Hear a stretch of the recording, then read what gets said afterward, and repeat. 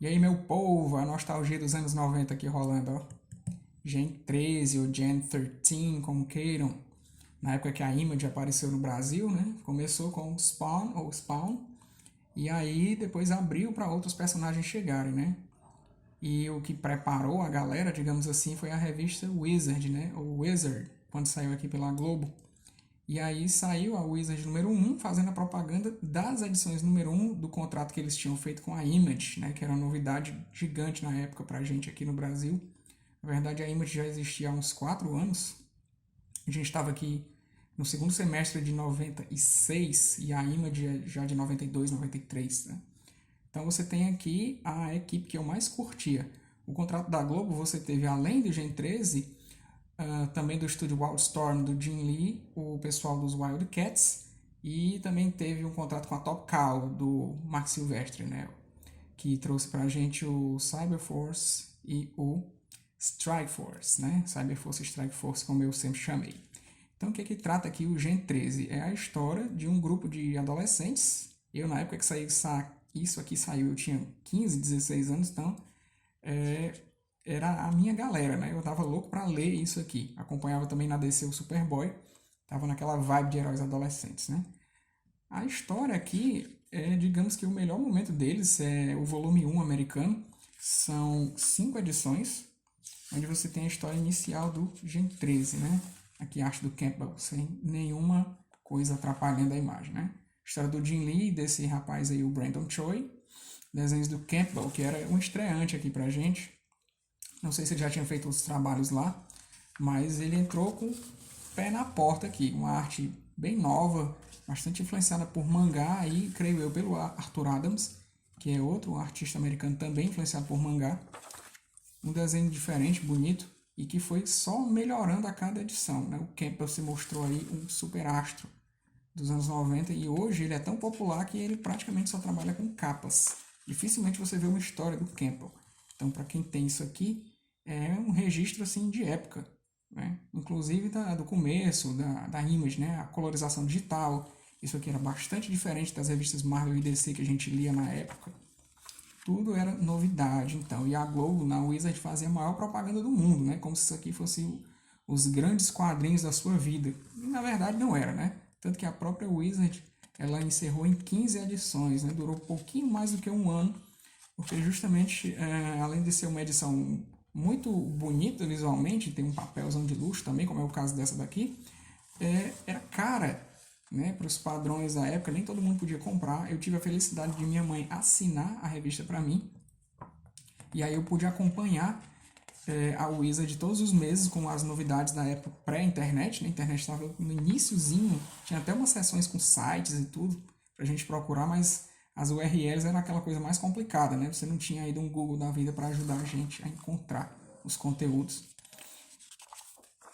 Aqui é a propaganda das outras, ó. Wildcats, Cyberforce e o Strike Force número 1, né? Então, o que trata aqui o Gen 13? Eles são jovens que foram contratados aqui, selecionados para uma espécie de estágio governamental.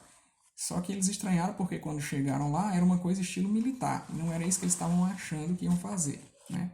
Você tem como protagonista a Caitlin Fairchild, né? Um nome bem ruinzinho de falar. A Fire Shield, como a gente sempre chamou aqui. Onde ela encontra com outros personagens que também fazem parte desse projeto. Como é o caso do Grunge, né? Que é um cara que eu sempre achei muito massa o visual dele. E a Roxy, né, que é a menina que anda com um grunge e você fica naquela dúvida, né, se eles são namorados, se não são. Então aqui eles estão sendo, na verdade, treinados e experimentados com drogas para se tornar uma espécie de super soldados. Existiam outros antes deles, né, os pais deles, eles foram selecionados com base nos próprios pais. E aí eles vêm para esse complexo aqui. Vamos entrar aqui na grande cena da revista da época, onde você tem aqui a transformação da Fairchild, né, da Caitlin Fairchild, onde ela desenvolve os poderes dela de uma vez aqui, rasga todo e o adolescente da época pira, compadre. A gente não via esse tipo de coisa, né, em quadrinhos Marvel e DC. Tinha assim uma ceninha ou outra interessante e tal, ó. O cara te deixa na vontade, continua em 30 dias. Mas não era nada assim tão diferente como o Gen 13, né? Ele era muito diferente das outras equipes. Um tempo depois apareceu também o Geração X, né, na Marvel, acho que na onda de heróis Teen, né, que estava voltando aí. A gente já havia tido os Novos Titãs lá nos anos 80 e até antes disso tinha outras equipes, né? Teve a Turma Titã, por exemplo. Mas o Gen 13 chegou com aquela cara de novidade, uma coisa anos 90 tal, muito diferentona, né? E você tinha aquela coisa de muito apelo sexual aqui. Tem muita cena assim interessante, não só para os meninos, mas para as meninas também. Então chegou com uma coisa bem diferentona. E a princípio foi, certo? Não era nenhuma história super, ultra, mega complexa e muito inteligente, não. Era uma história divertida e eficiente dentro da proposta. Só que depois, né, foi dando uma quedazinha e aí as vendas foram caindo e a gente não pôde mais, infelizmente, acompanhar o Gen 13 por muito tempo na Globo. Né? Aqui a data da edição por aqui, ó, setembro de 96, ó, então era um tempo de novidades pra gente. Né? Aqui eu trouxe então para vocês a Gen 13 número 1, ó, a propaganda da Wizard da época, né, a número 2. Essa aqui foi a primeira Wizard que eu vi em bancas. Né? Então a Wizard sai primeiro e em seguida ela lança as revistas da Image para a gente acompanhar.